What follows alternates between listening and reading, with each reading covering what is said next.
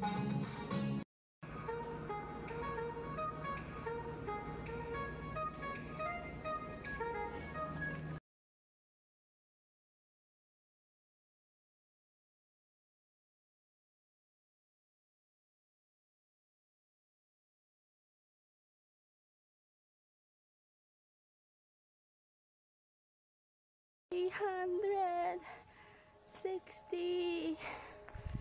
degrees.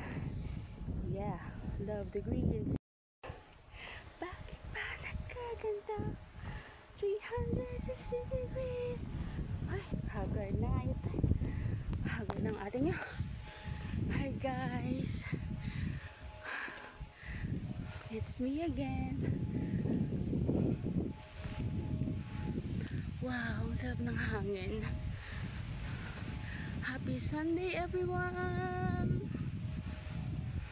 Let's go to our bahayan. So, galing po ako ng office. Shift, work, then diretso na dito. Dalawin muna natin yung mga tao sa bahayan. Okay? Bakit ba nagkaganda? Tingin ka, say hi kay daddy, dali. Daddy.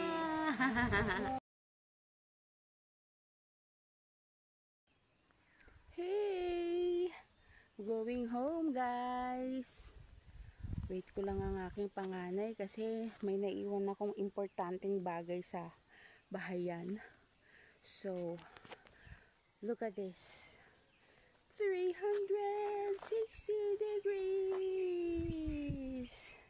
Amazing, right? I know. Yan. So, hindi ko sure kung kailan ako ulit dadalaw sa bahayan.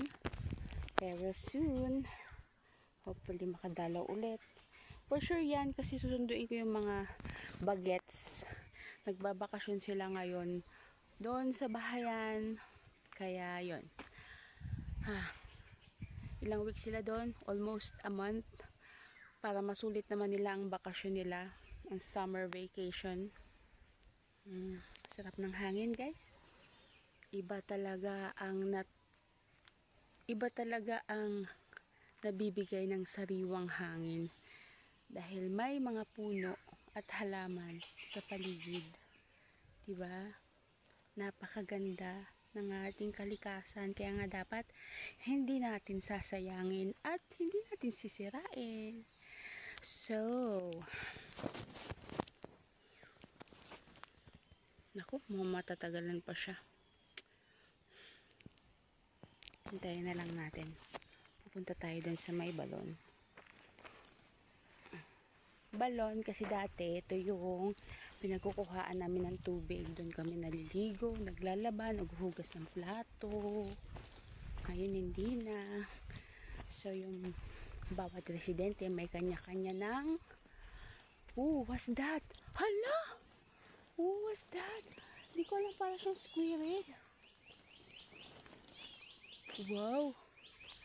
Sorry, hindi ko siya ma-focus guys, pero parang may tumatawid sa wire ng kuryente dyan.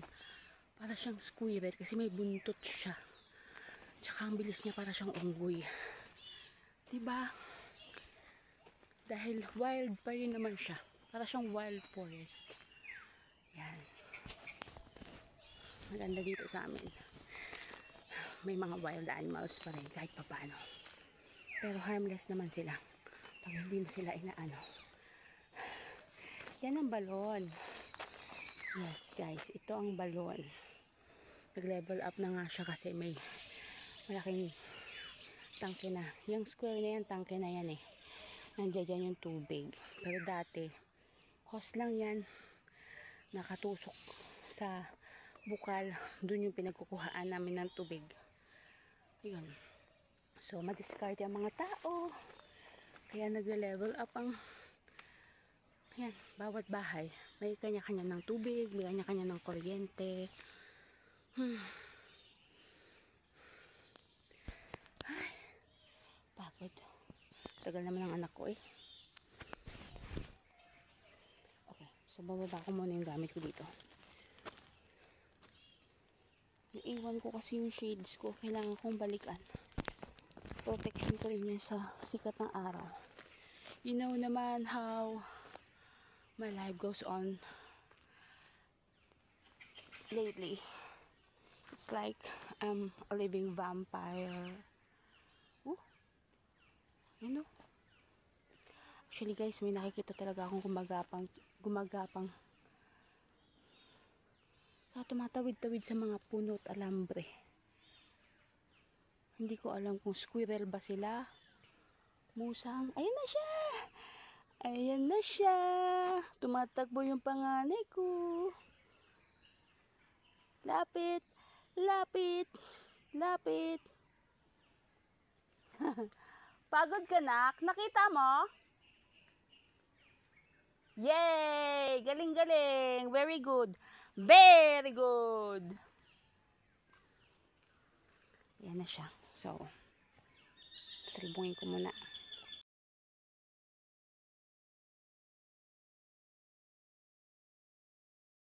Oh, look at that heart.